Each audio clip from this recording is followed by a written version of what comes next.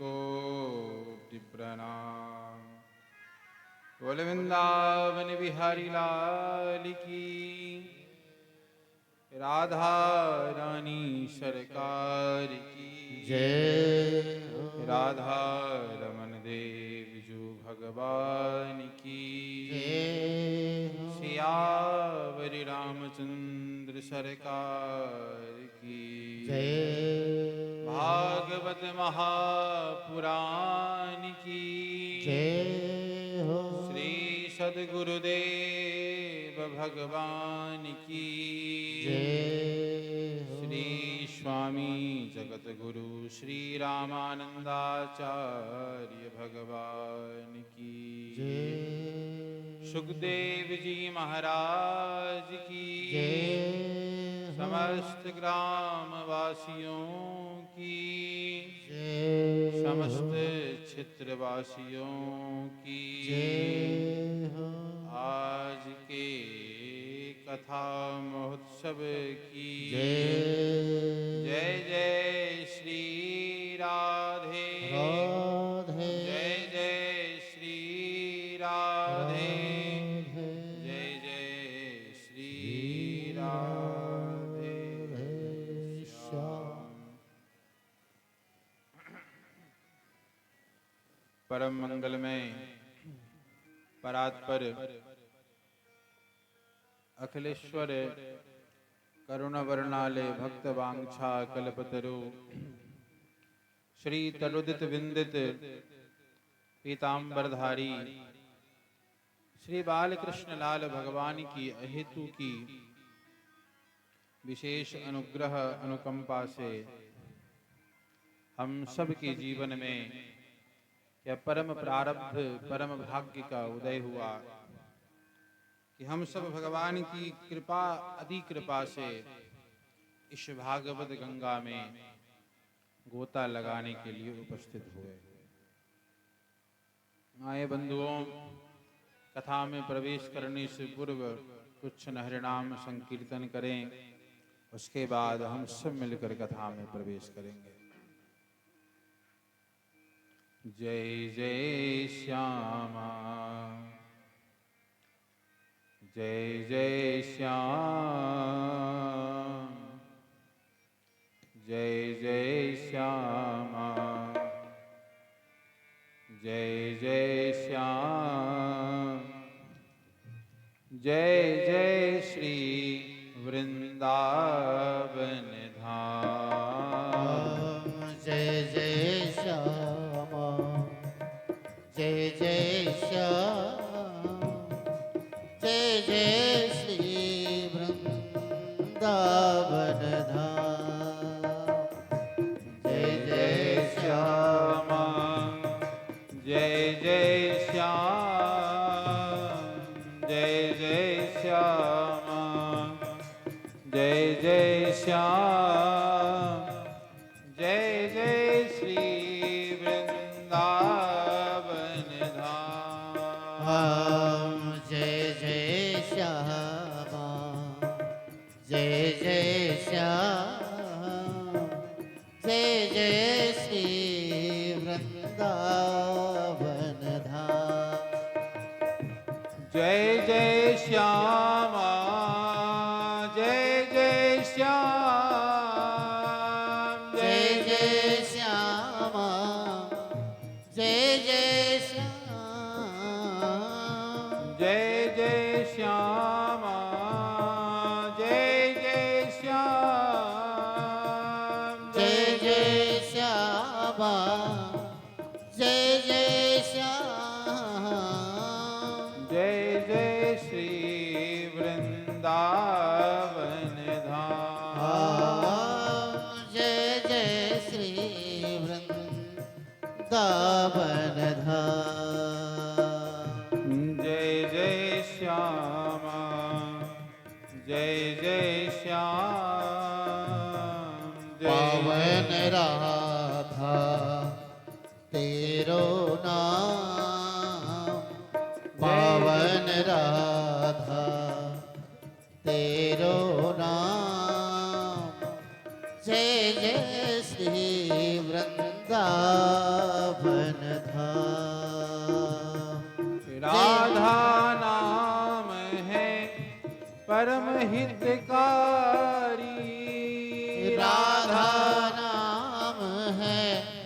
परम हितकारी। राधा नाम है परम हितकारी। राधा नाम है परम हितकारी।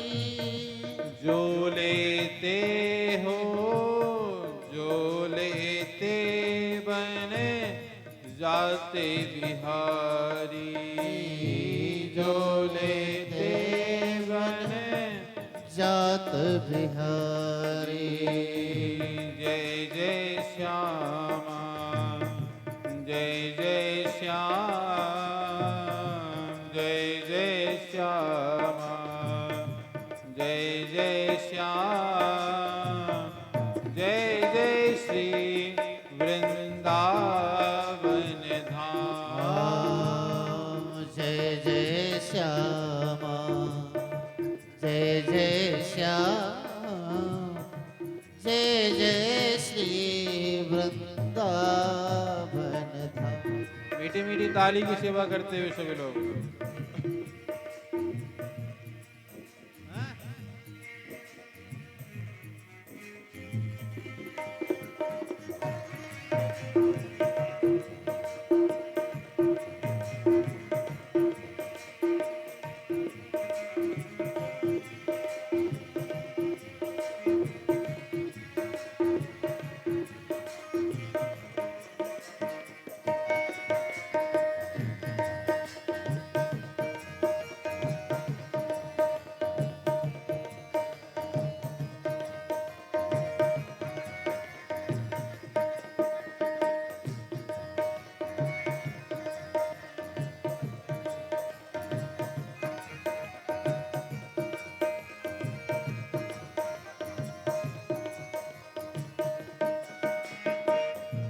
जय राधे जय जय राधे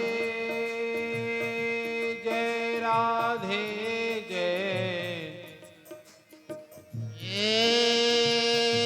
जय राधे जय जय राधे। श्री राधे जय श्री राधे श्री राधे जय श्री राधे। जय राधे जय जय राधे श्री राधे जय श्री राधे। पावन राधा तेरो नाम। पावन राधा तेरो नाम। जय जय श्री वृंदावन धाम। जय जय श्यामा जय जय श्याम जय जय श्यामा जय जय श्याम जय जय श्री वृंदावन धाम। जय जय श्री वृंदावन धाम। जय जय श्री वृंदावन धाम। जय जय श्री वृंदावन धाम।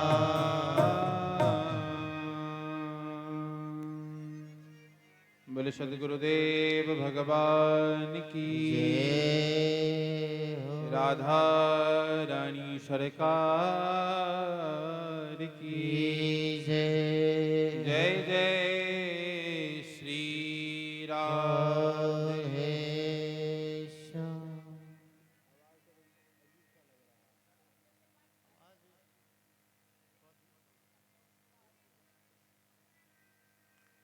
श्री राधे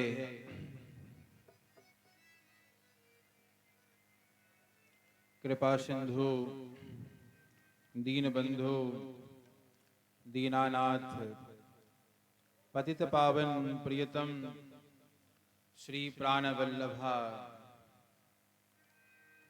रास रासेश्वरी वृंदावनेश्वरी की कृपा से, अति कृपा से हम सब के जीवन में माता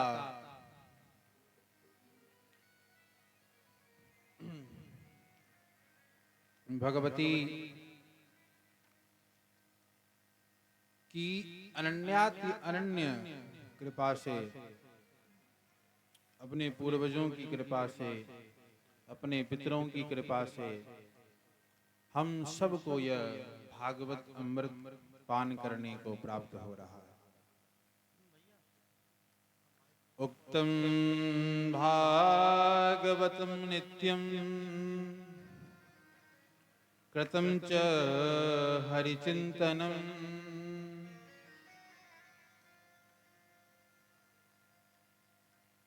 योगात् गरे सप्ताहो ध्यानां ज्ञानां च गर्जति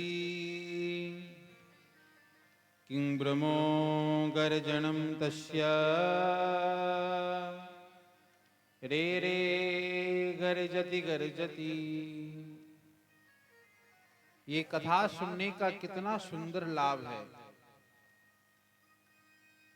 तो ये कथा सब यज्ञ से बढ़कर है, ये कथा हर तीर्थों से बढ़कर है, ये कथा हर नदियों से बढ़कर है, ये कथा हर अनुष्ठान से बढ़कर है। भगवान व्यास कहते हैं मैं कहाँ तक गिनाऊं, ये कथा सबसे बढ़ चढ़कर है।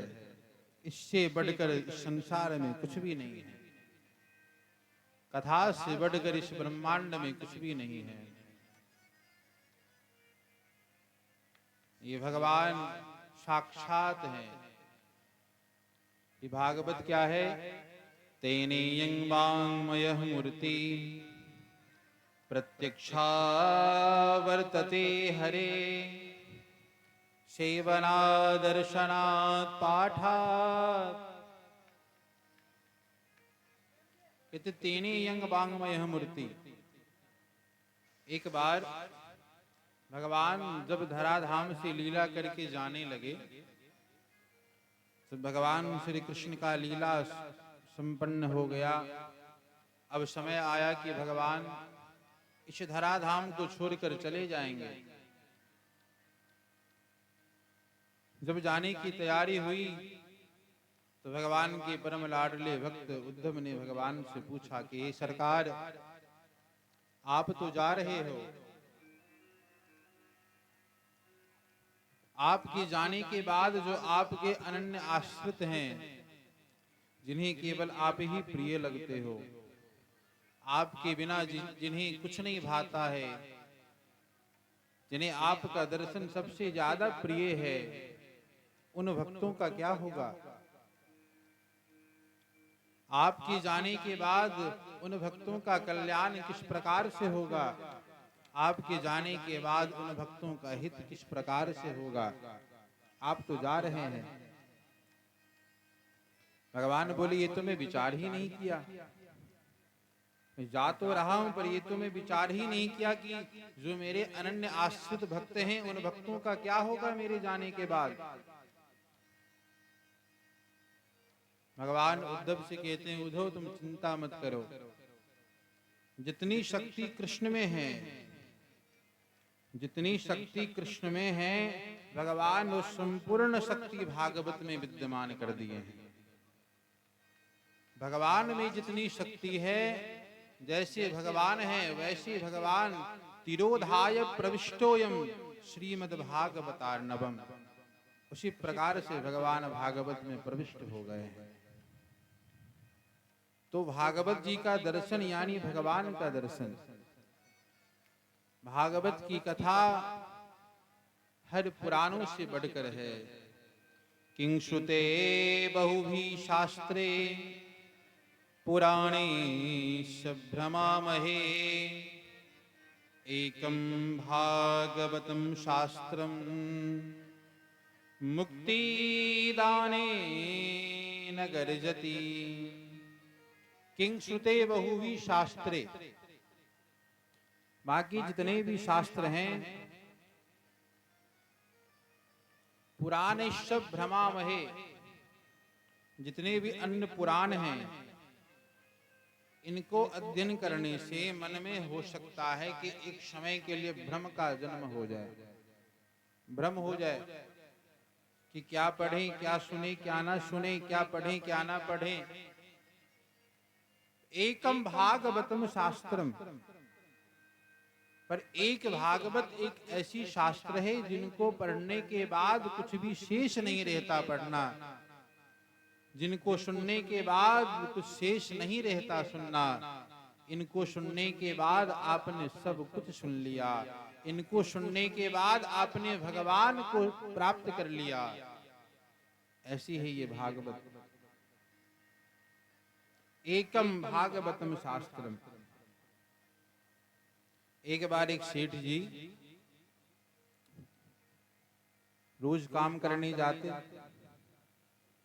काम करके दिन भर काम करते, दिन भर काम करके आते तो जो भी रुपया पैसा कमाते हो सब रुपया पैसा आकर अपनी पत्नी शेठानी को दे देते, शेठानी को दे देते। शेठानी वो सब पैसे को, रुपया को, रत्न आभूषण को एक तिजोरी में बंद करके रख देती। एक दिन शेठानी बाबरी हो गई, मतवाली हो गई, पागलों की तरह करने लगी। उसने क्या किया, उस तिजोरी को खोली, तिजोरी में से सब रत्न आभूषण निकालकर अट्टालिका छत पे चढ़ गई। छत पे चढ़कर सब रत्न आभूषण रुपया पैसा लुटाना प्रारंभ कर दिया। तो जो मजदूर दिन भर काम करके 2-4-500 रुपए कमाते, आज उस शेठानी की कृपा से किसी को सोना मिल रहा है, किसी को चांदी मिल रहा है, किसी को हीरा मिल रहा है। तो सेठ कौन है? सेठ है हमारे बांके बिहारी। शेठानी कौन है? शेठानी है हमारी राधा रानी। जब बांके बिहारी लीला रूपी धन को, रत्न को लाकर जब राधा रानी को देते हैं तो राधा रानी अपने हृदय रूपी तिजोरी में सजो कर रख लेती है। एक दिन राधा रानी कृष्ण प्रेम में मतवाली होकर, बाबरी होकर, पागलों की तरह करते हुए, एकदम मतवाली की तरह करते हुए, विरह में विरहा तुरा होकर जब कृष्ण के विरह में रुदन करते हुए अपनी हृदय रूपी तिजोरी में से उस रत्न आभूषण को निकाल कर कृपा रूपी अट्टालिका पर चढ़ जाती है, उस रत्न आभूषण को लुटाना प्रारंभ कर देती है। हमारे आप जैसे अपात्र लोग जो भागवत के एक शब्द को नहीं सुन सकते, उनकी कृपा से पूरी भागवत कथा सुनने के लिए विराजमान है। बंधुओं, जीवन में कथा का आना यानी भगवान का आना। भगवान हमारे जीवन में किस रूप में आते हैं? भगवान हमारे जीवन में संत के रूप में आते हैं, भगवान हमारे जीवन में कथा के रूप में आते हैं, भगवान हमारे जीवन में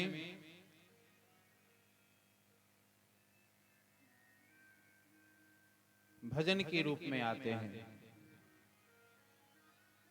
तो यदि हम कथा श्रवण करने के लिए बैठे हैं तो ऐसे बैठें जैसे सामने भगवान बैठे हुए हो। पिता के सामने पुत्र बैठता है तो सावधान होकर बैठता है, बाप के सामने बेटा बैठता है तो सावधान होकर बैठता है, कहीं मुझसे कोई अपराध ना बन जाए। अपराध बन जाएगा तो पिता हमको दंड देंगे। परमात्मा तो सबके पिता हैं, ये तो परम पिता हैं। इनके सामने जब बैठो आप तो सावधान होकर बैठो, सावधान होकर बैठे, क्योंकि अमृतस्य पुत्रा, कहते हैं कि पिता का स्वभाव जैसे पिता का स्वभाव होगा वैसे पुत्र का स्वभाव होगा, जैसे पिता का स्वभाव होगा वैसे पुत्र का स्वभाव होगा। भगवान हम सबके पिता हैं, जैसे भगवान हैं वैसे भगवान ने हम सबको बनाया। भगवान के 2 हाथ हैं तो हमको भगवान ने 2 हाथ दिया, भगवान के 2 पांव हैं तो भगवान ने हमको 2 पांव दिया, भगवान के मुख हैं तो भगवान ने मुख दिया, आंख है तो आंख दिया, कान है तो कान दिया। जैसे भगवान का आकार है वैसे भगवान ने हमको उस आकार में परिणित किया।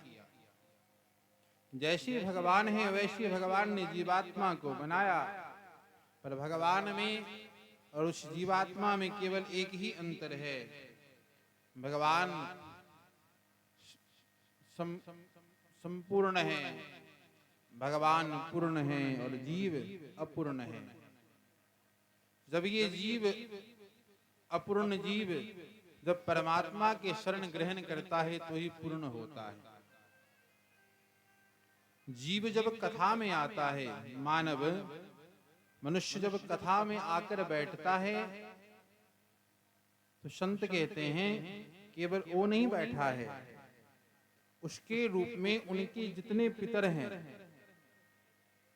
पितर हैं उनके माध्यम से बैठकर कथा सुन रहे हैं। एक बार एक संत महात्मा खूब भजन किए, भगवान का खूब भजन किए।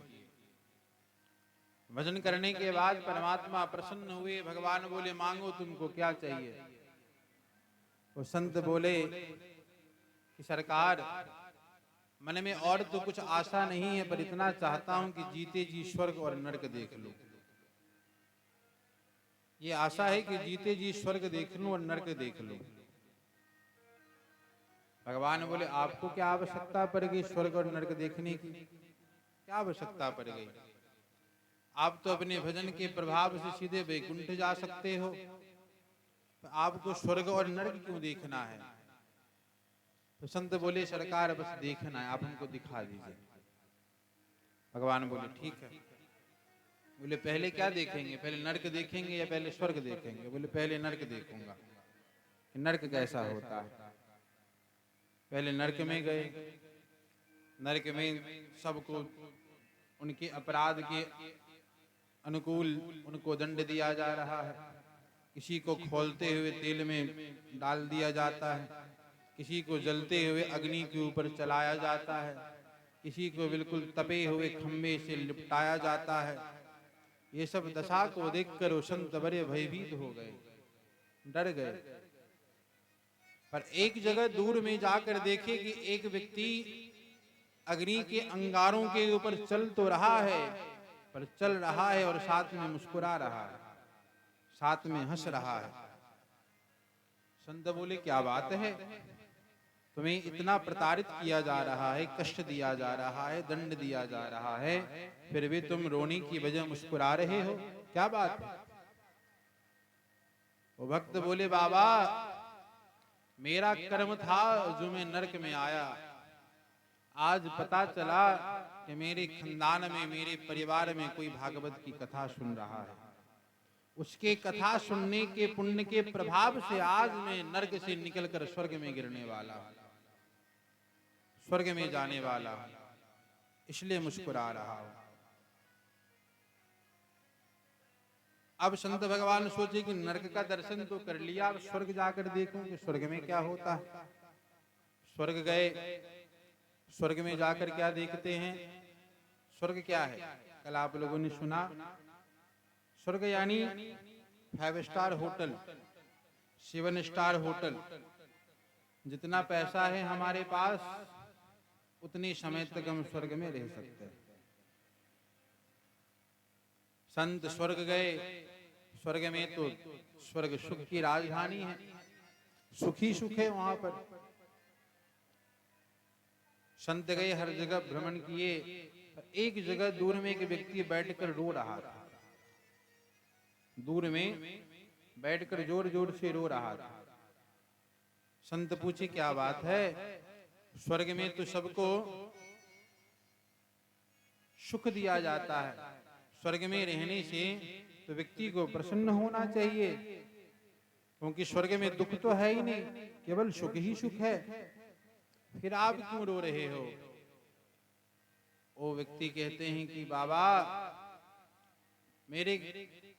मेरा ऐसा कर्म था, प्रारब्ध भाग्य था अपने कर्म के बल पर आज मैं स्वर्ग में आया हूं। आज हमें पता चला कि मेरे कुल में कोई दुष्ट ने जन्म लिया है, तो संतों को सताता है, ब्राह्मणों को सताता है, कथा में विघ्न डालता है, उसके पाप कर्म के कारण आज मैं स्वर्ग से निकलकर नरक में गिरने वाला हूं। तो कहने का भावार्थ बंधुओं यही है कि हम लोग जो कथा सुनते हैं इसका पुण्य हमको तो प्राप्त होता ही होता है। साथ में जो हमारे पितर हैं, जो हमारे पितृ हैं, जो हमारे पूर्वज चले गए संसार से, वो भी यदि किसी लोक में होंगे, नरक में होंगे, स्वर्ग में होंगे, नरक में होंगे, तो नरक से उद्धार होकर स्वर्ग में जाकर निवास करेंगे। स्वर्ग में होंगे तो स्वर्ग से उद्धार होकर भगवान के श्री धाम में जाकर निवास करेंगे। तो ये कथा केवल हमारा और आपका ही कल्याण नहीं करता, ये कथा हमारे पूर्वजों का भी कल्याण करता है, ये कथा हमारे पितरों का भी कल्याण करता है। शास्त्रों ने तो यहाँ तक गाया, जिस कुल में, जिस परिवार में कथा हो, भागवत जी का आगमन हो, उनके पितृलोक में नाचते रहते हैं, नृत्य करते रहते हैं, ताली बजाकर कीर्तन करते रहते हैं, जिनके कुल में भागवत की कथा होती है। भागवत कथा यानी साक्षात भगवान की प्राप्ति। भागवत जी का आना हमारे घर में यानी भगवान का आना। भागवत जी में और भगवान में ज्यादा भेद नहीं है, ज्यादा भेद नहीं। जितनी शक्ति भगवान में है उतनी शक्ति भागवत जी में है। जैसे भगवान है वैसे भागवत जी हैं, पर वो उनका दर्शन नेत्रों से होता है, इनका दर्शन कानों से होता है। वो नेत्र के द्वार से हृदय में उतरते हैं और ये कानों के द्वार से हृदय में उतरते हैं। दो द्वार है, दो रास्ता है जिससे भगवान हमारे हृदय पटल पर उतर जाते हैं, एक आंख और दूसरा कान। आंख से भगवान का दर्शन करेंगे तो चित्र हमारे हृदय में आकर उतरेगा, कान से कथा को श्रवण करेंगे तो भगवान की कथा हमारे कान के द्वार से हमारे हृदय पटल पर विराजमान हो जाएगा।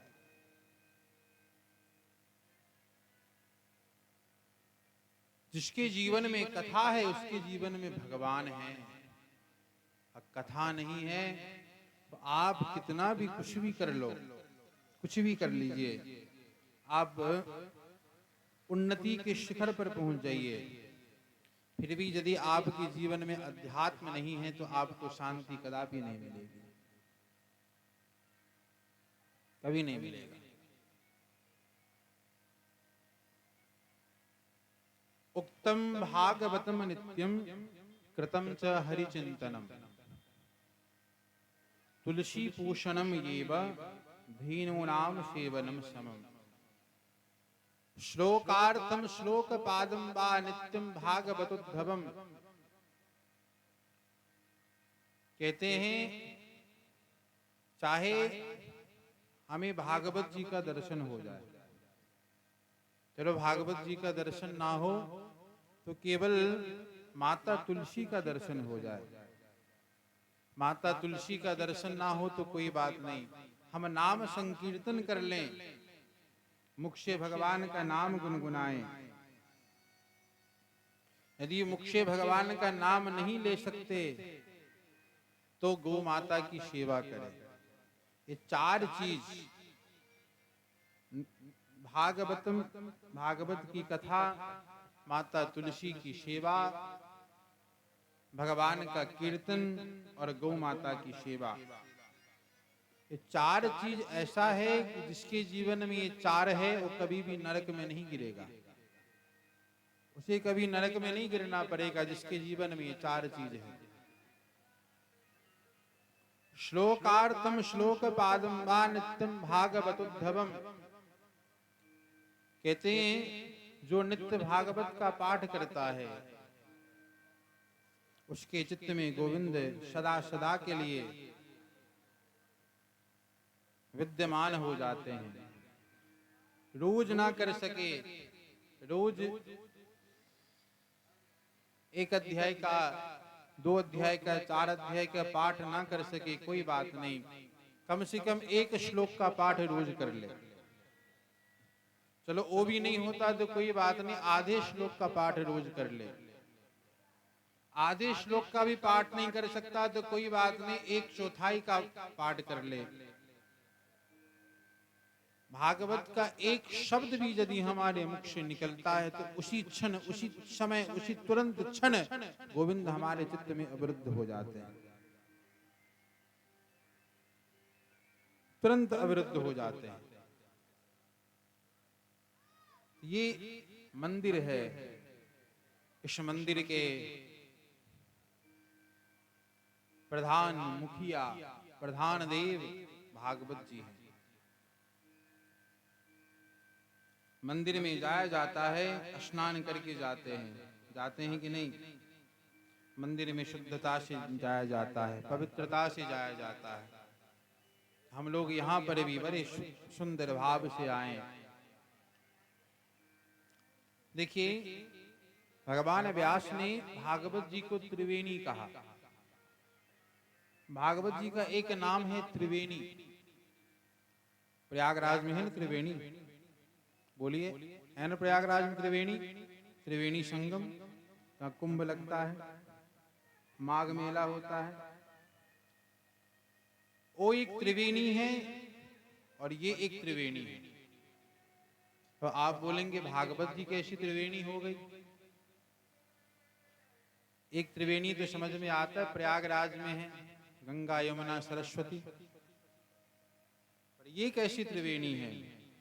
ये भागवत जी भी त्रिवेणी है। भागवत जी का वाचन कहाँ हो रहा है? भगवान सुखदेव जी राजा परीक्षित को कहाँ कथा सुना रहे हैं? गंगा जी के तट पर। भगवान व्यास का आश्रम कहाँ है? सम्या प्रासा इति प्रोक्ता ऋषीणाम सत्रवर्धन। भगवान व्यास जो भागवत के रचयिता हैं, उनका आश्रम कहाँ है? सरस्वती नदी के किनारे। और जिनकी ये कथा है वो कहाँ रहते हैं? यमुना के किनारे। तो भागवत का वाचन गंगा किनारे हो रहा है, भागवत का प्राकट्य सरस्वती के किनारे हुआ है। और भागवत के जो प्रधान देव हैं वो रहते कहाँ हैं? यमुना के किनारे। इसलिए ये भागवत भी त्रिवेणी है। बोलो भागवत भगवान की। इसलिए ये भागवत भी त्रिवेणी है। इस त्रिवेणी, देखिए, उस त्रिवेणी में स्नान करने का अलग विधान है, इस त्रिवेणी में स्नान करने का अलग विधान है। उसमें आप स्नान करने के लिए जाओगे तो नदी में स्नान करने का तो इतना मर्यादा है कि नदी में स्नान करने जाओ तो घर से स्नान करके निकलो, घर के स्नान करके निकलो। अरे स्नान करके बाहर आओ तो अपने शरीर को पोछो मत। नदी में स्नान करो तो अपने शरीर को मलो मत। ये सब विधान है गंगा आदि नदी में स्नान करने का। पर इस नदी में आने का कोई विधान नहीं। उस नदी में स्नान करेंगे, कर सकते हैं, फोटो खिंचवाएंगे, खिंचवा सकते हैं। पर यदि चाहें कि जीवन से बहुत तंग आ गए हैं, अपने शरीर को छोड़ दे, मर जाएं, तो मर नहीं सकते हम। मरेंगे तो पुलिस वाला पकड़ के कारागार में बंद कर देगा। उसमें यदि मरे तो वाकई मर जाएंगे, पर इसमें यदि मरे तो मरेंगे नहीं, तर जाएंगे। यदि भागवत में आए, भागवत में आकर यदि किसी का किंचित मात्र समाधि लग भी गया तो सीधे गोविंद के गोद में जाकर गिरेगा, क्योंकि भागवत का कण कण साक्षात भगवान है। ओ ब्रज के नंदलाला, ओ ब्रज के नंदलाला, राधा जी के सांवरिया सब दुख दूर हुए जब तेरा नाम लिया। सब दुख दुख दूर हुए जब तेरा नाम लिया। सब दुख दूर हुए जब तेरा नाम लिया। भज के नंद लाला राधा झुके सावरिया। सब दुख दूर हुए जब भी तेरा नाम लिया। ओ सब दुख दूर हुए जब तेरा नाम लिया। ब्रज के नंद लाला राधा झुके सांवरिया। ब्रज के के नंद लाला राधा झुके सावरिया। सब दुख दूर हुए जय हो। तेरा नाम लिया। बोले वृंदावन बिहारी लाल की।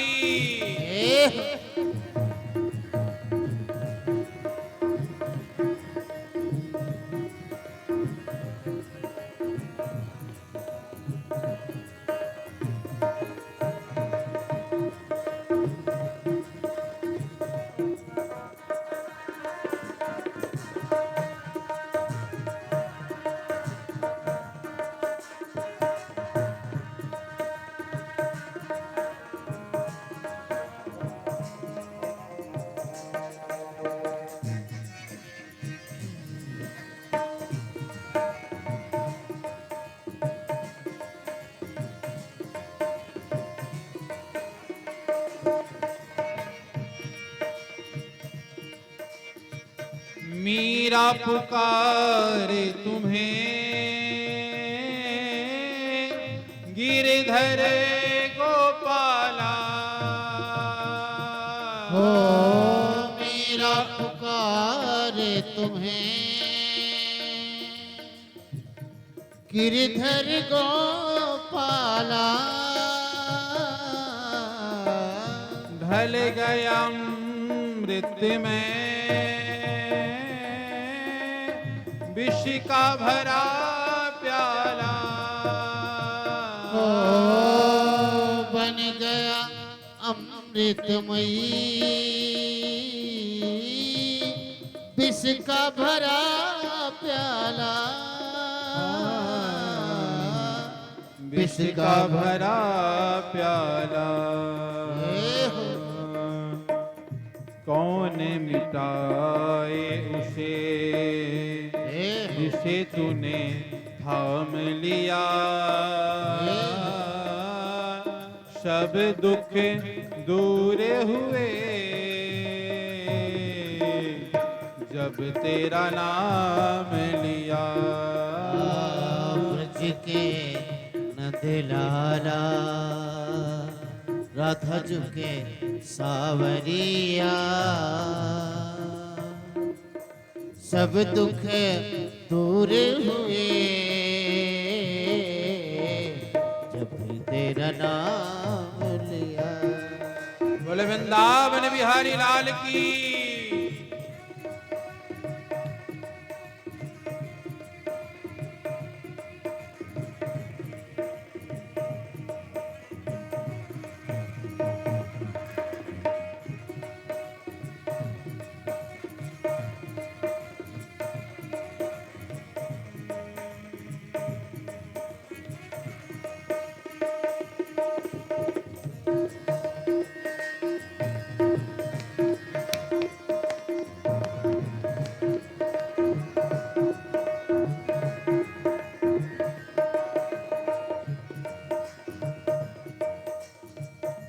जब तेरे गोकुल में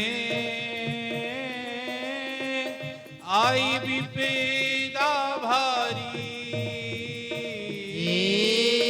जब भी तेरे गोकुल में आई विपदा भारी,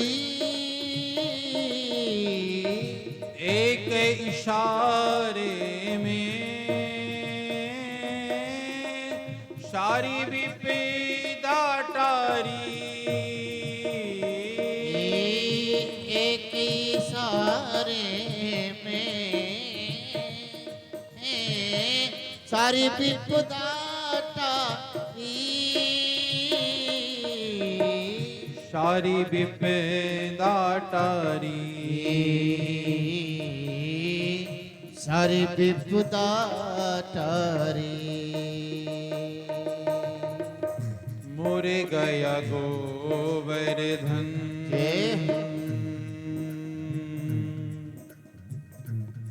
श्याम जी, श्याम जी, श्याम जी,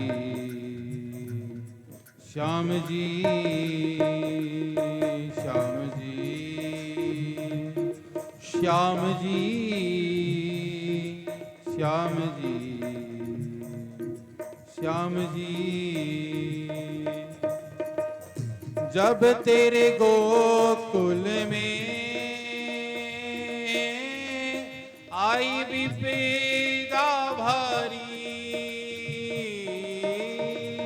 जब तेरे गोकुल में आई विपदा भारी,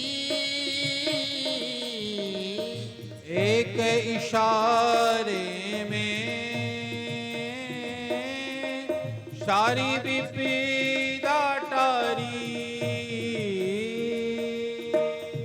एक इशारे में सारी विपदा टारी, सारी विपदा टारी, सारी विपदा टारी। मुर गया गोवर्धन तूने जहां मोर दिया, सब दुख दूर हुए जब तेरा नाम लिया। ब्रज के नंद लाला राधा झुके सावरिया, मीठी मीठी ताली की सेवा सब करते हुए दुख सभी लोग दूर हुए जब तेरा नाम लिया। बोले वृंदावन बिहारी लाल की।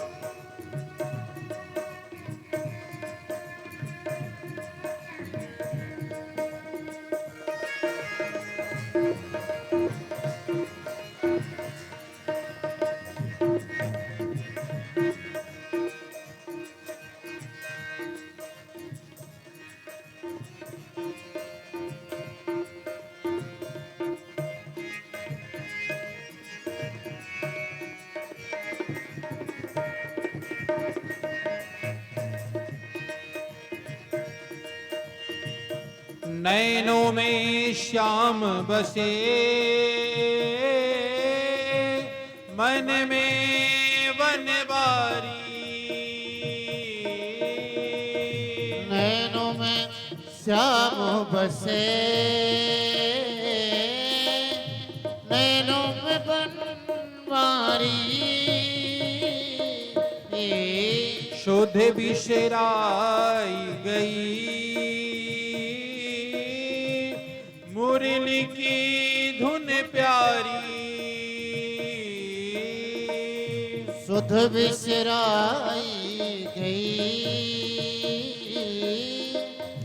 मुरली की धुन प्यारी मुरली की धुन प्यारी मुरली की धुन प्यारी। सभी लोग दोनों हाथ उठाकर और पुकारें भगवान को। मन के मधुबन में रास रचाओ रसिया सब दुख दूर हुए जब तेरा नाम लिया सब दुख दूर हुए जब तेरा नाम लिया।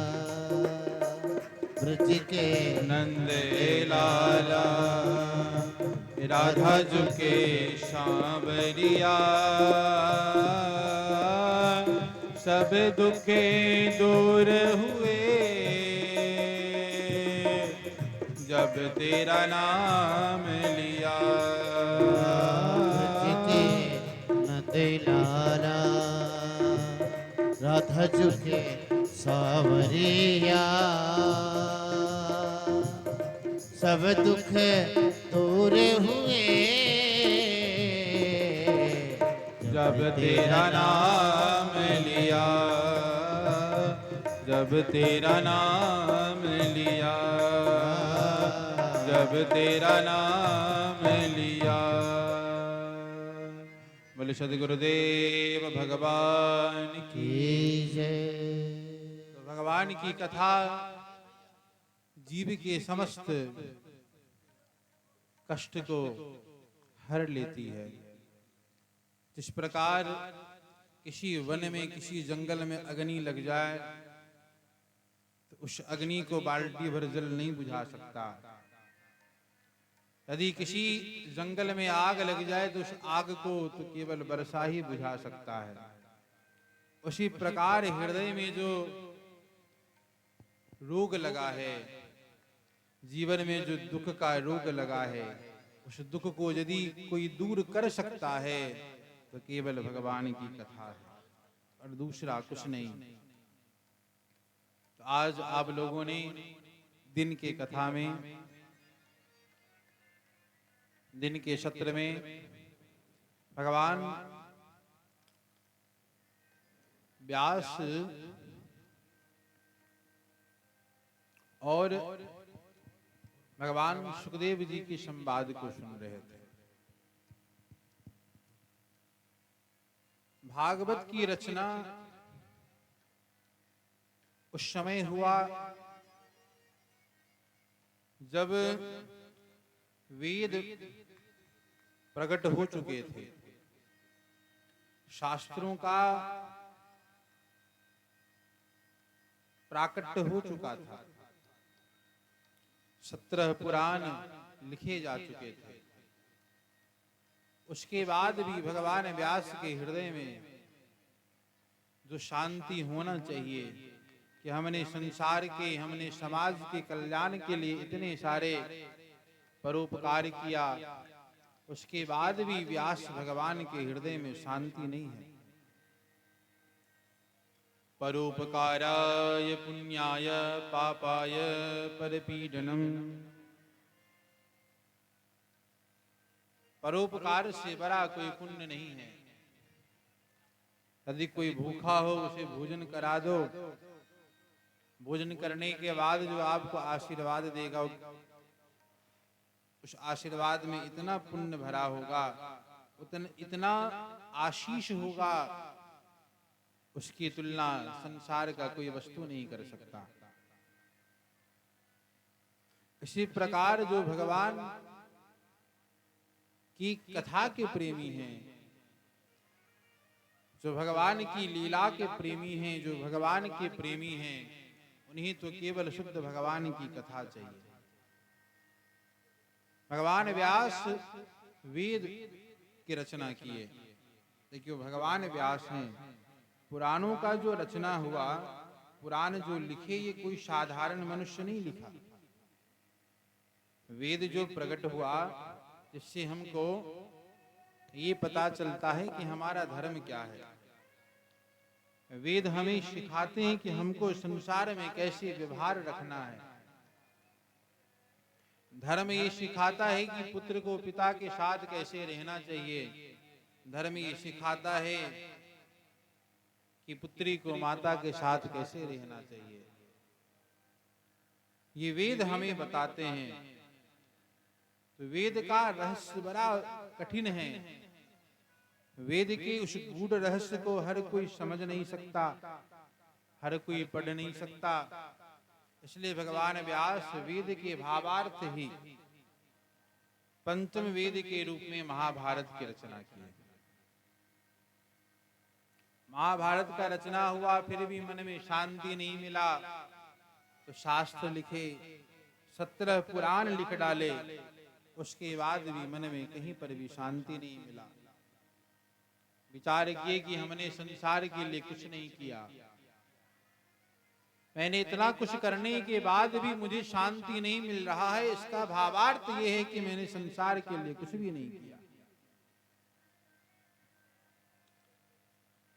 कहते ना, परोपकार का काम करेंगे तो जहां आपका मन विचलित होगा, आपके मन को सही मार्ग पर ले जाने के लिए भगवान का कोई पार्षद आपके सामने प्रकट हो जाएंगे। जो काम हम हृदय से करते हैं, चाहे वो लौकिक हो चाहे वो परलौकिक हो, जिस काम को करने में हमारा हृदय हर्षित होता है, प्रसन्न होता है, उस काम में यदि कोई रुकावट आ जाए, उस रुकावट को परमात्मा दूर कर देते हैं। आज भगवान व्यास का हृदय बड़ा विचलित है। अब क्या करूं, कहां जाऊं, शांति हमको क्यों नहीं मिल रहा है। उसी समय श्रीमन नारायण नारायण नारायण, श्रीमन नारायण नारायण नारायण, श्रीमन नारायण नारायण नारायण, श्रीमन नारायण नारायण नारायण, श्रीमन नारायण नारायण नारायण, श्रीमन नारायण नारायण नारायण, श्रीमन नारायण नारायण नारायण, श्रीमन नारायण नारायण नारायण। नारायण नारायण करते हुए, भगवान का नाम उच्चारण करते हुए देवर्षि नारद प्रकट हुए।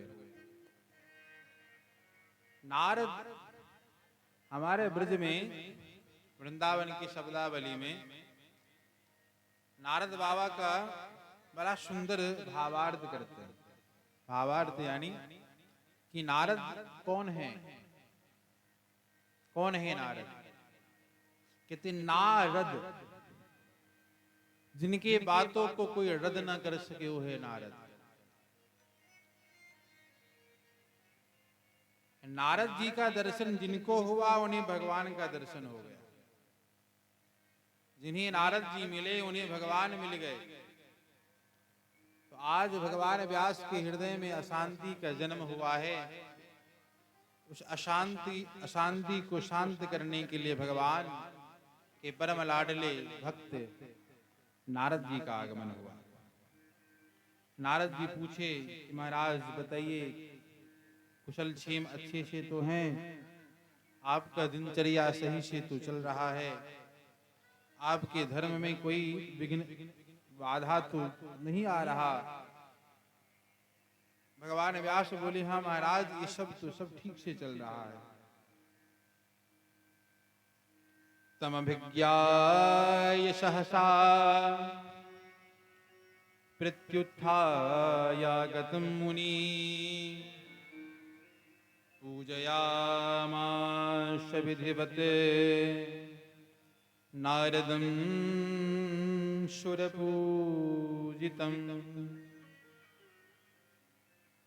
भगवान व्यास कहते हैं, नारद जी दिनचर्या अच्छे से चल रहा है, धर्म में किसी प्रकार की कोई बाधा नहीं आ रहा। भगवान व्यास ने नारद जी का पूजन किया, पूजन करके सुंदर आसन पर विराजमान किए। आसन पर विराजमान करने के बाद भगवान व्यास अपनी मन की व्यथा बता रहे हैं। हम मंदिर तो जाते हैं, मंदिर जाकर क्या करते हैं, भगवान को क्या कहते हैं, तन मन धन सब कुछ है तेरा,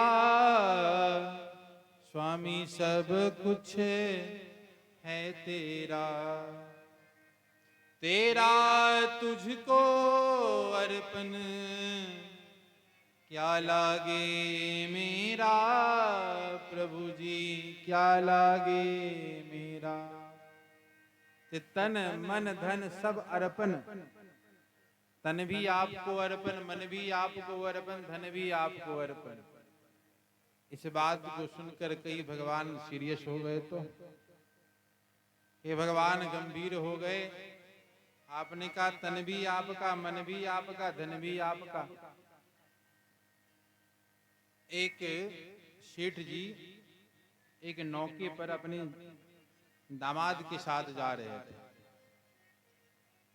एक जो होता है ना कट्टा, बोरा जो होता है जिसमें गेहूं वगैरह भरते हैं, उस बोरे में बहुत सारा धन रुपया भरा हुआ था, सोना चांदी भरा हुआ। नदी के किनारे उतरे, एक संत ने पूछा कि बाबा सेठ जी, आपके इस कट्टे में बोरे में क्या है।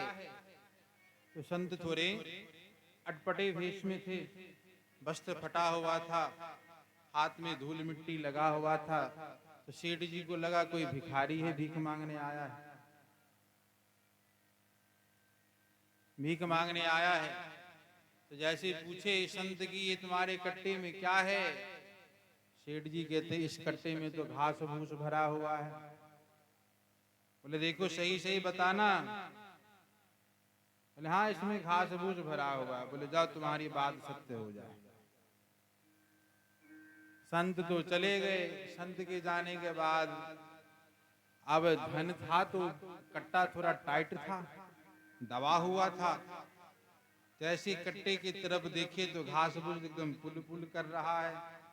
महाराज ये क्या चमत्कार है, जब खोल के देखे तो धन की जगह सब घास फूस भरा पड़ा है। तो हम कह तो देते हैं, मुख से निकल तो जाता है, पर यदि वही बात सत्य हो जाए तो हमारी बात हमारे ऊपर ही घटना के रूप में प्रकट हो जाता है। भगवान को कहते तो हैं कि तन भी आपका, मन भी आपका, धन भी आपका, सब कुछ आपका, तेरा तुझको अर्पण क्या लागे मेरा। फिर संत के पास आकर कहते महाराज मेरा मन नहीं लग रहा। अरे जब आपने अपना मन भगवान को दे दिया, फिर आपका मन क्यों नहीं लग रहा। बोलना कुछ और है, करना कुछ और है।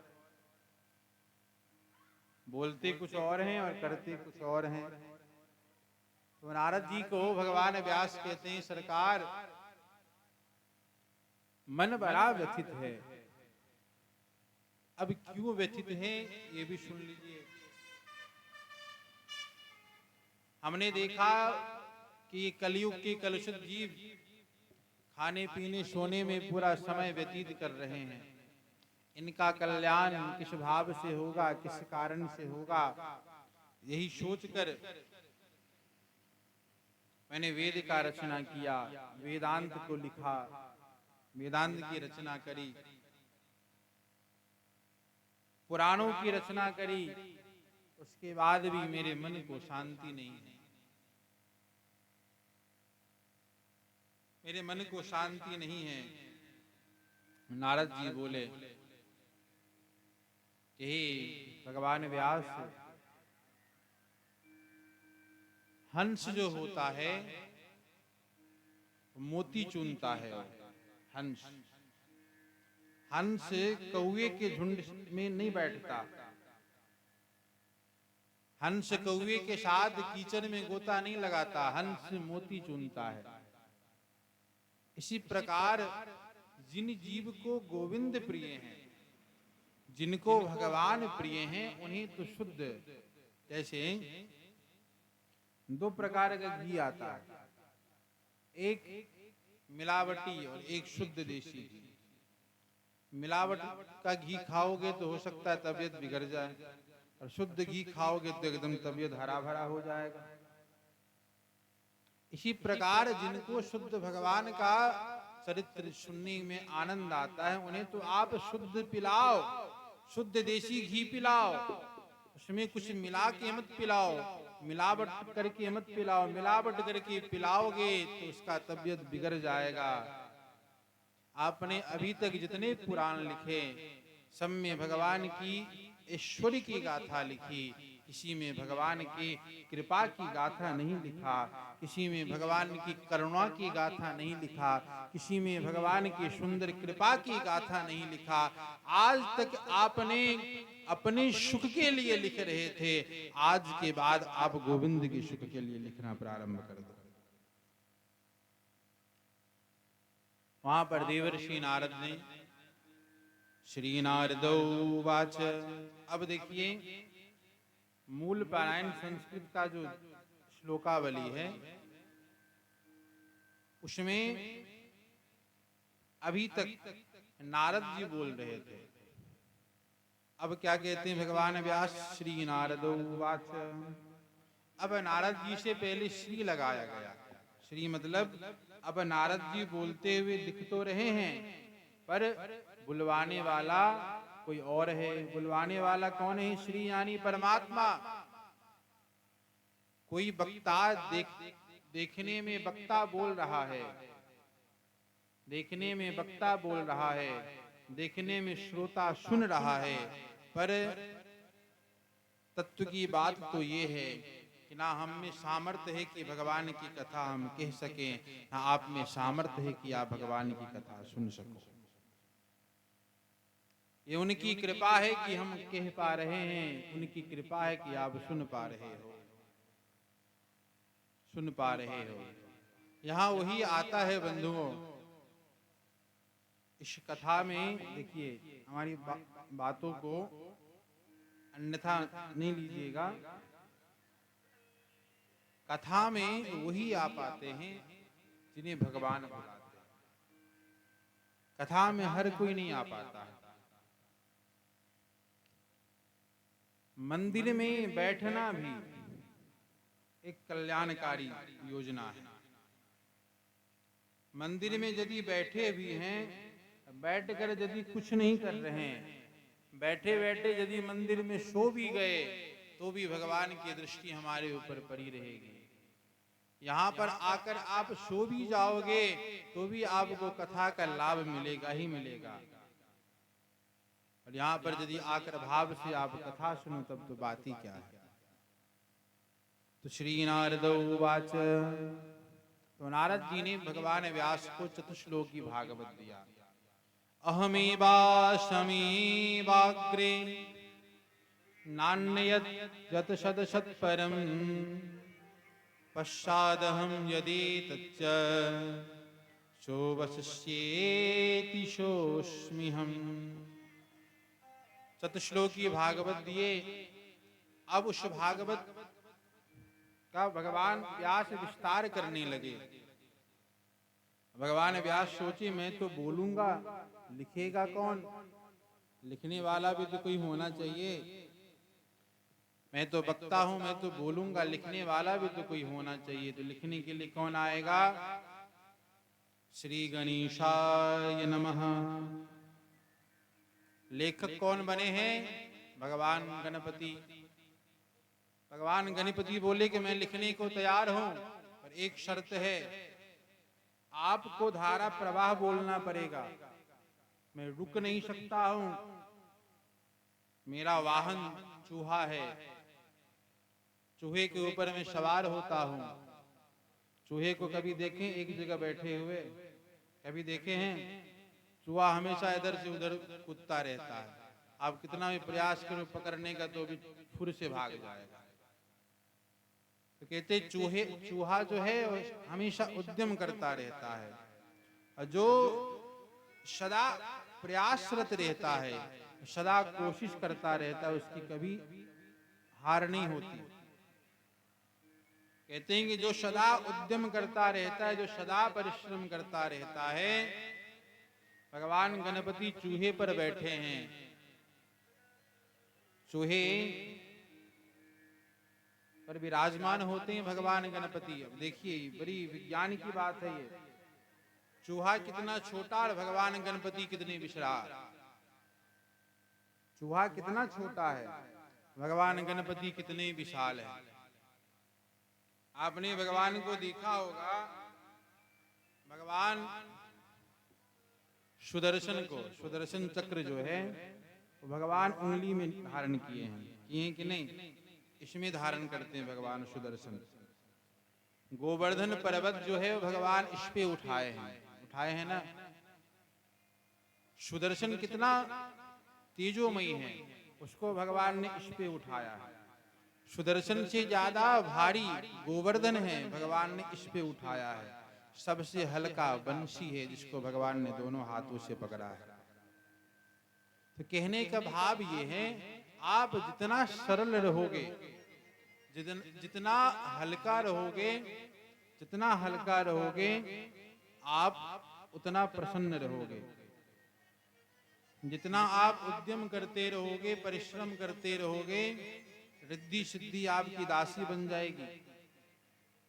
भगवान गणपति चूहे पर बैठते हैं। चूहे का भाव है उद्यम, सदा इधर से उधर चलता रहता है, कभी एक जगह रुकता नहीं है, कभी बिना परिश्रम के कोई दिन गुजारता नहीं है, बिना अपने काम को किए कोई दिन गुजारता नहीं है। भगवान गणपति कहते हैं जो अपने जीवन में कोशिश करता है, रिद्धि सिद्धि उसकी दासी बन जाती है, उसका कभी हार नहीं होता। इसलिए सदा भगवान का नाम लेते रहें। सदा ये जरूरी नहीं है बंधुओं आप दिन भर हाथ में माला लेकर भगवान का नाम लो। कल हमने एक सूत्र बताया था आपको, काम करते रहो, नाम जपते रहो,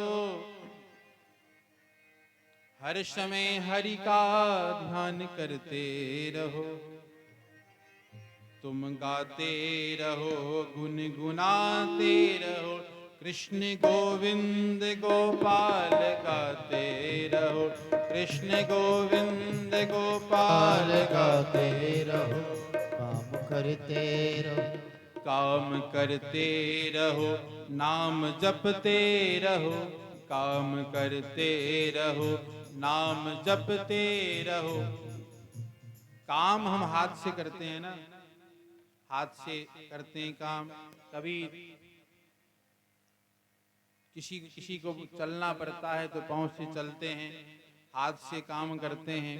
तो काम भी करते रहें, ये जो मुख है उसको हिलाते भी रहें। कैसे?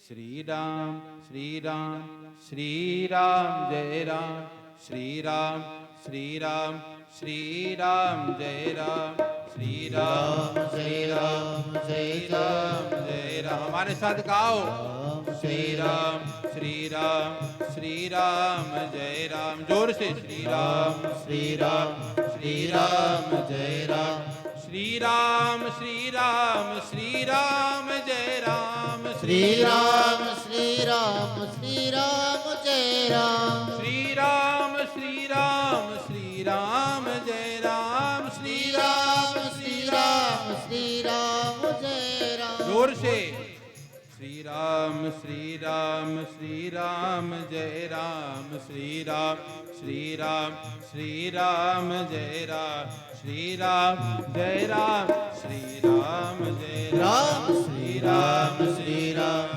श्री राम जय राम, श्री राम श्री राम श्री राम जय राम। तो काम करते रहो, नाम जपते रहो। जय जय भगवान गणपति कहते हैं कि हमेशा उद्यम करते रहो, हमेशा प्रयासरत रहो। एक भी क्षण बिना भगवान के चिंतन किए ना बीते, एक भी क्षण बिना भगवान को याद किए बिना ना बीते। यदि भगवान जिसके साथ में हैं, अरे भैया जेब में 2, 4, 5 लाख रुपए आ जाते हैं तो लोग अकरने लगता है। वो सोचता है कि मुझसे बड़ा आदमी नहीं है संसार में, इतना पावर आ जाता है उसके पास। जब आप परमात्मा को साथ में लेकर चलोगे तब कितना पावर रहेगा आपके पास। जिसके जीवन में भगवान है उसके साथ कभी कोई ऐसी घटना घट ही नहीं सकता। इसलिए हम भगवान के नाम के आश्रित रहें। प्रेम से बोलिए राधे राधे। तो लेखक कौन बने हैं? भगवान गणपति। भगवान व्यास बोलने लगे। अब भगवान गणपति ने प्रस्ताव रखा कि महाराज मैं रुकूंगा नहीं, आपको धारा प्रवाह बोलना पड़ेगा बिना रुके।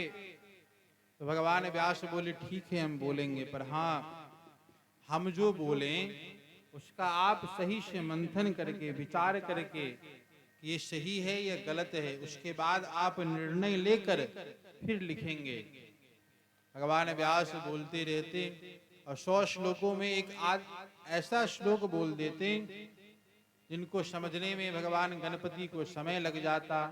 उतने समय में भगवान व्यास अपने आश्रम का काम कर लेते। ऐसे करते करते भागवत जी का ये महासंहिता तैयार हो गया। तैयार होने के बाद भगवान व्यास सोचे भोजन तो तैयार है, पर सुंदर भोजन है, देसी घी में बना हुआ है, इसको पाने वाला भी तो कोई मजबूत होना चाहिए। देसी घी सबको पचता है, सबको नहीं पच सकता। तो ये प्योर देसी घी है, ये इसको पचाने वाला भी तो पावरफुल होना चाहिए। ये भागवत है, भागवत में 12 स्कंद है, ध्यान तो सुनिएगा, ये सब सुनने को नहीं मिलेगा। भागवत में 12 स्कंद है। अब आप विचार करो कि भागवत में 12 स्कंद ही क्यों है? भागवत में 10 स्कंद क्यों नहीं है? भागवत में 8 स्कंद क्यों नहीं है? भागवत में 13 स्कंद क्यों नहीं है? 12 ही स्कंद क्यों है? श्रीमद् भागवतम पुराण तिलकम यद वैष्णवानां धनम यस्मिन् पारमहंसमेवममलं ज्ञानं परं गीयते। श्रीमद् भागवतम पुराण तिलकम। बाबा वैष्णव जो होते हैं, जब किसी का गुरु दीक्षा होता है, जब कोई गुरु मंत्र लेते हैं तो उनको 12 तिलक लगाया जाता है, 12 जगह तिलक लगाया जाता है।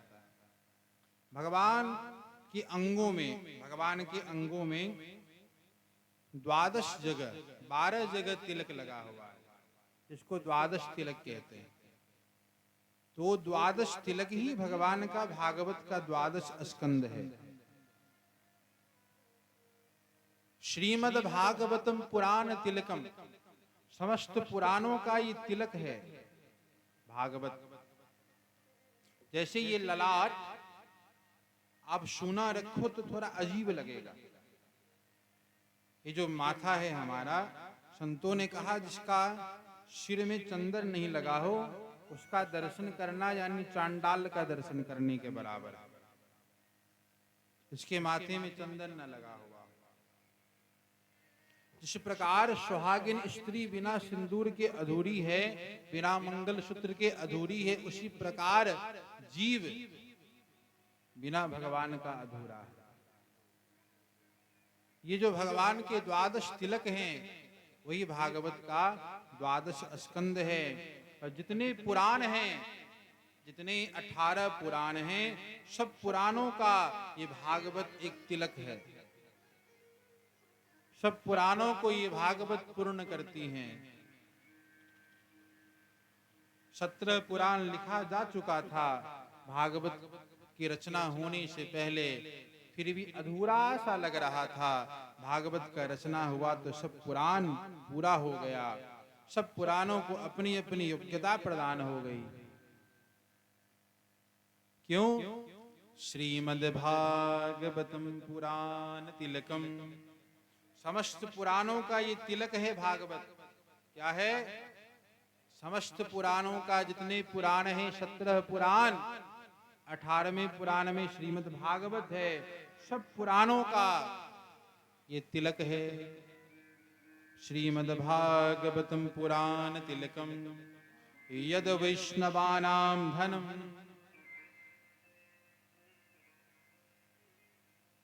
तो भागवत का रचना हो गया, भोजन तैयार हो गया है। अब देखिए, भोजन बनाना अलग कला है, अब भोजन परोस कर खिलाना अलग कला है।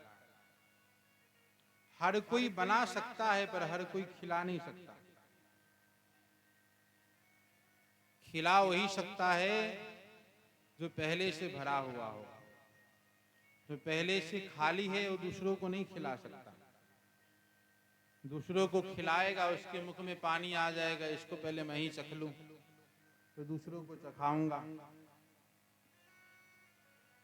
तो खिला वही सकता है जो पहले से भरा हुआ है। भागवत वैष्णवों की संगीता है।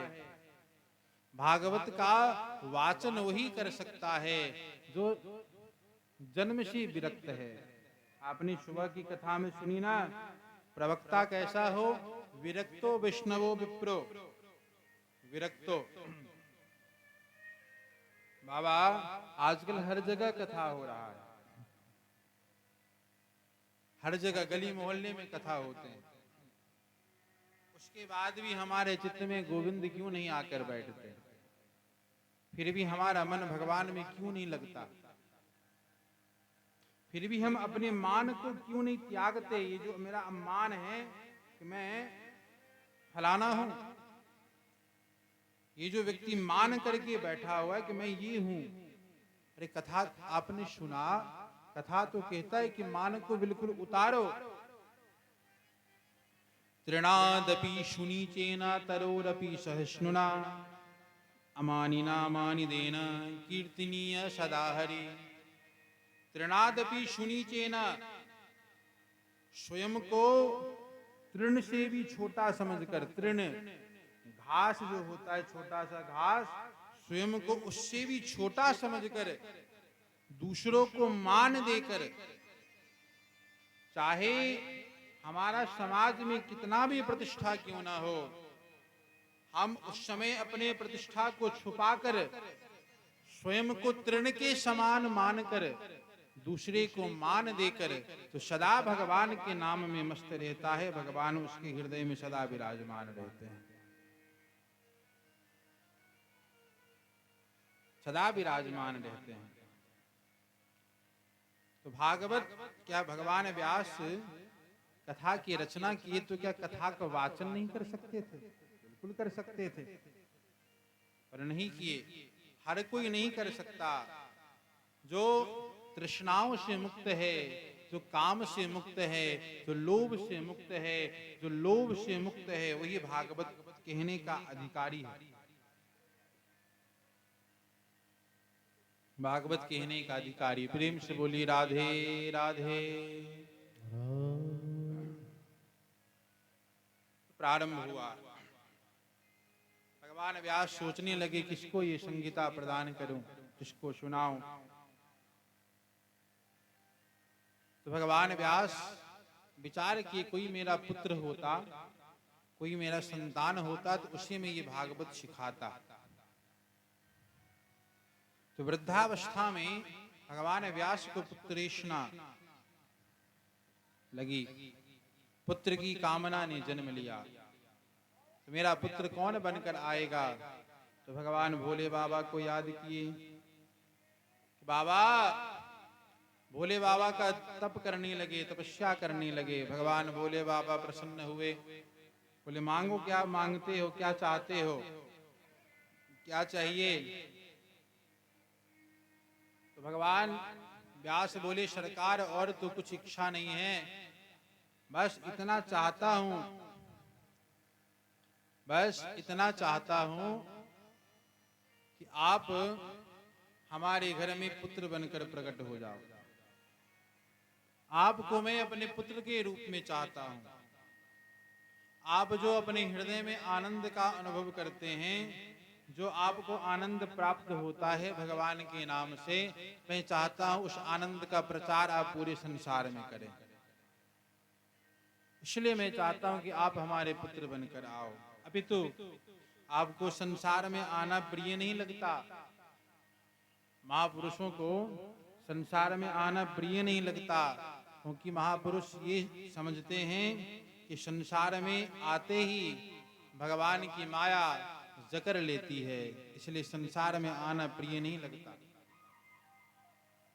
फिर भी भगवान व्यास बोले कि बाबा आपको आना ही पड़ेगा, सब जीवों का कल्याण करने के लिए, सब जीवों पर कृपा करने के लिए।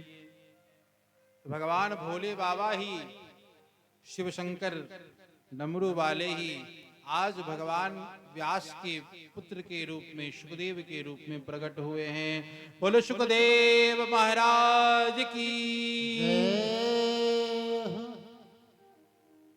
जन्म लेते ही यम प्रव्रजन्तमनुपेतमपेत कृत्यम, द्वैपायनो विरह कातरया जुहाव, पुत्रेति तन्मयतया तरवोऽभिनेदुस्म, तं सर्वभूत हृदयं मुनिमानतोऽस्मि। जन्म लेते ही भगवान सुखदेव वन की ओर जाने लगे। भगवान सुखदेव की माता व्यास जी से कहती हैं कि मेरे पुत्र को रोकिए, मेरा पुत्र मुझे छोड़कर जा रहा है, मेरा पुत्र जन्म से ही ब्रह्मनिष्ठ है, मेरे पुत्र को रोकिए, मैं अपने पुत्र के बिना नहीं रह सकती। भगवान व्यास बोले देवी, जो स्वयं प्रिय लगे ना, जो खुद अच्छा लगे, वही भगवान पे चढ़ाना चाहिए। जो हमें अच्छा लगता है वही हमें भगवान को देना चाहिए, जो हमें प्रिय लगता है वही हमको भगवान पे चढ़ाना चाहिए। हम तो खूब खीर मालपुआ खाते हैं और भगवान को माखन मिश्री का भोग लगा देते पाओ। हम तो खूब सुंदर सुंदर पूरी पाए, मालपुआ पाए, खीर पाए, रबड़ी पाए। हमारे ठाकुर जी तो पता नहीं 3-4 दिन से मिश्री पे काम चला रहे हैं। बोले जय जय।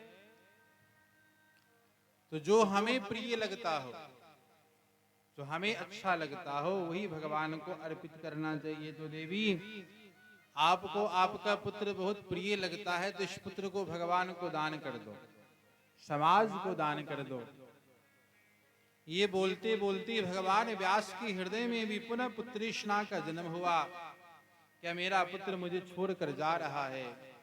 भगवान व्यास पुत्रेति तन्मयतया तरवोऽभिनेदुः, पुत्र के मोह में तन्मय होकर हे पुत्र, हे पुत्र, हे बेटा, हे बेटा, रुक जाओ, रुक जाओ, जाओ मत, मैं तुम्हारा विवाह नहीं करूंगा, मैं तुम्हारा लग्न नहीं करूंगा, पर तुम रुक जाओ, तुम जाओ मत। भगवान सुखदेव तो कुछ नहीं बोल पाए, वृक्षों ने उत्तर दिया, हे भगवान व्यास,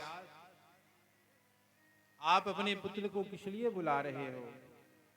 आपका पुत्र जन्म से ही ब्रह्मनिष्ठ है, आप अपने पुत्र को समाज को दान कर दीजिए। हमें देखिए, हमें कोई पत्थर भी मारता है तो बदले में मैं फल देता हूं। वृक्ष को, पेड़ को कोई पत्थर भी मारता है तो पेड़ पलटकर पत्थर मारता है? नहीं ना मारता, पलटकर क्या देता है? फल देता है। इसी प्रकार आप बन जाओ। आप अपने पुत्र से कोई आशा मत रखो, आपका इतना ही कर्तव्य था कि आपका ये पुत्र है, आपका पुत्र अब समाज के कल्याण के लिए जा रहा है, तो जाने दो। चले गए। भागवत की संगीता तैयार हुआ। भगवान व्यास विचार करने लगे, किसे सुनाऊं, किसको दूं। याद आया मेरा पुत्र ब्रह्म की खोज में घर से वन की ओर गया है, उसी को सुनाता हूं, उसी को प्रदान करूंगा। तो भगवान व्यास अपने 2-4 शिष्य परिकर को 2-4 श्लोक रटा दिए। बोले जाओ गुनगुनाना, जहां पर मेरा पुत्र होगा सुनकर दौड़ता भागता हुआ चला आएगा।